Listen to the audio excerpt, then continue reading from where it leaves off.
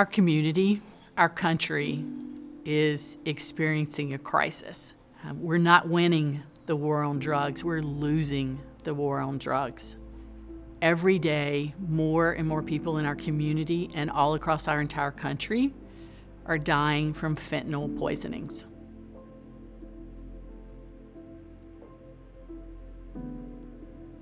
Opioid addiction oftentimes starts with a legitimate prescription. So you had a knee surgery, you were in a car accident, you went to the hospital, you were prescribed pain medication to help you with that acute injury. And some people are just genetically predisposed to addiction more than others.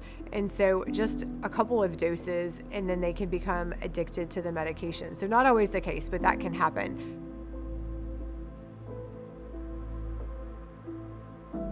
Illicit fentanyl is a big deal right now because compared to other drugs that you can buy off the street, it's a lot cheaper. The precursor chemicals are coming in from other countries. The groups mix the drugs, they create the fentanyl, and then it's brought across the border into the United States. Typically just a powder fentanyl form, but it can also come across the border as counterfeit pharmaceuticals.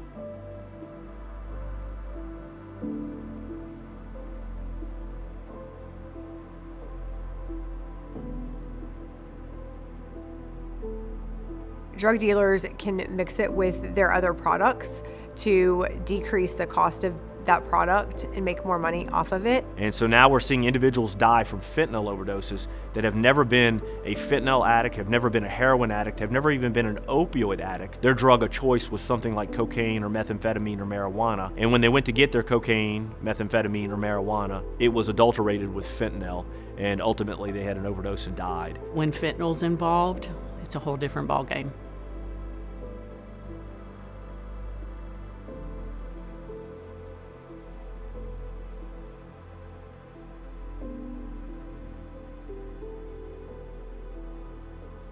So if you think about making a batch of cookies, so we're at home, we're gonna make a batch of chocolate chip cookies. It's kind of the same concept of somebody making a batch that they're going to press into pills. They have their batch of filler material, they add in the fentanyl, they mix it up, and then they push that material through a pill press with absolutely no regard for how much fentanyl is in each dose.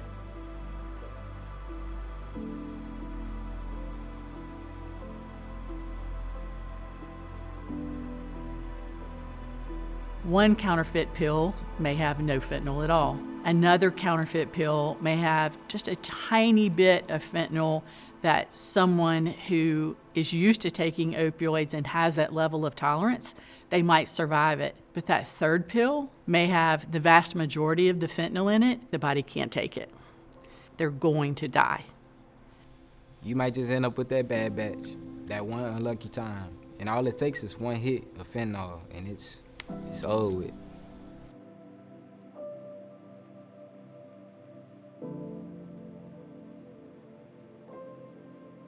The thing that I'm most noted for as a coroner is determining the cause and manner of someone's death. And most recently, in the past 10 years, I've been charged with investigating all of the deaths that are related to the opioid epidemic. Because it happens to folks in high school, because it happens to folks in college, beyond college, middle-aged, and even elderly folks, you really have to cast a wide net to really communicate what's happening and get those folks the help they need. It can happen to anybody, right? It's not a certain demographic. It's not a certain age. It's not just teenagers. It's not just adults. It's everybody. It can take anyone. It doesn't matter your status, how popular you are, you're rich or poor. The crisis that we're experiencing right now is young people and old people and everyone in between. And it's death.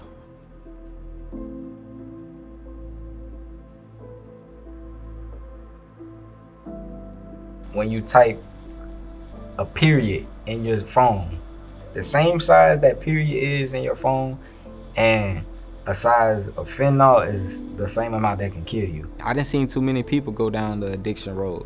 It ain't gonna lead you nowhere good. It sticks with me, every time I think about falling into those ways. It's just not worth it. My grandfather, he passed away from a drug overdose, and it was a constant battle with him all the time. Every time we saw him, it was, him losing weight. He barely ate, and it really destroyed him slowly, and as much as he would say, man, I'm doing better, I'm about to get off of it, I'm about to leave it alone, it consumed him. There's a concept with people who have substance use disorder called chasing the dragon. And basically it means that very first high is the best high that they'll ever experience in their entire lives. And they'll always be trying to get back to that great high, but they never get there.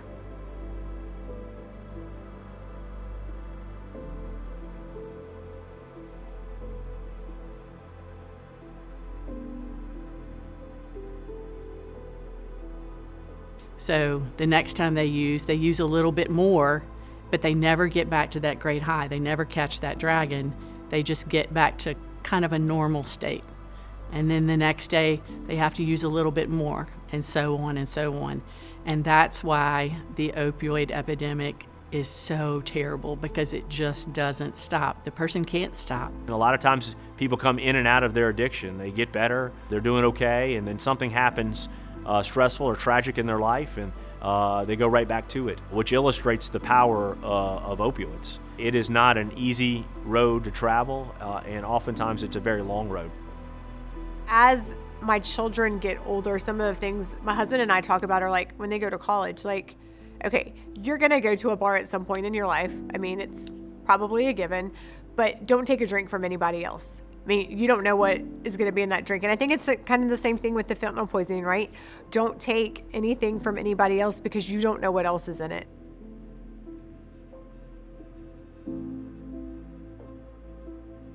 People just, buy drugs, give it to their friends, want to have fun, a good time. You get something, you don't know if it's laced or not. You take it, you could be fine, but you could also end up in the hospital. It's like a domino effect. One person gets it, then passes it to the next, and passes it to the next. It just passes around, and everybody has access to it. But they don't know the dangers of it, because, addiction runs in my family. I've lost grandparents as well over it. So I know the dangers firsthand.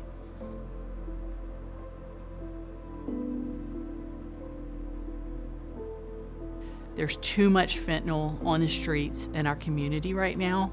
You cannot take the chance. It's not about if, it's about when it's going to catch up to you, and fentanyl will. The fentanyl will kill you. If you've never had it before and it's too much for your system to take, you will die as a result of it, and there's a period at the end of that sentence. Every time you take an illicit drug, or every time you take a pharmaceutical substance that's not from a reputable pharmacy, you're taking a chance with your life.